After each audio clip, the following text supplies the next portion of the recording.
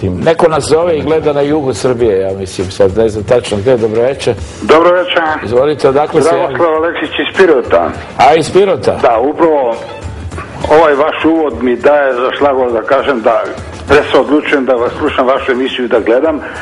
Hteo sam samo da dam na svoju ličnu primjedbu.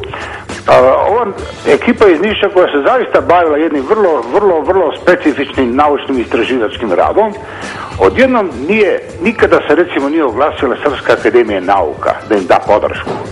Imala je čak institut za Balkaniku. Ova ozbiljna grupa ljudi koji se bave, neke znam privatno, su se zaista bavili jednim vrlo ozbiljnim poslom. Nažalost, Srbija je počela da uči svoju istoriju kada je Blic bio 1 dinar 90. godina. Pre toga Srbija nema svoju istoriju. I mislim i ovo što sad i gospodin Petrinović priča, mi zaista istoriju. Ostavimo priču da su zvona Notre Dame na sutradan 24 sata zvonila, kao da smo imali mobilni telefon pa se javili Francuzima da zvone i tako dalje. Ali mi svoju istoriju zaista smo počeli da učimo od 90. godina kada je Blic bio 1 dinar i kada smo taj nacionalni romantizam po nečoj narudžbenici, normalno, tog prokletog zapada od koga se svi ježimo, odjedno smo počeli da učimo jednu novu istoriju.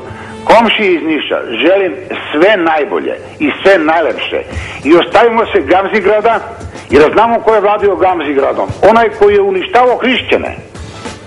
A mi danas sa najvećom pompom otkrijemo Gamzigrad po ko zna koji put. Recite mi, jer se vi družite međusobno u Pirotu. Hvala vam, prijatno. Pa, srećno, prijatno. Pozdrav, da. Ovo je bilo pitanje za vas sad. Pa, pazite,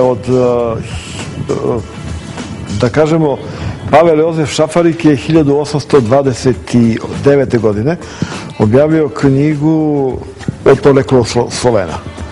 I tada su krenula neka, da kažemo, istraživanja o tome.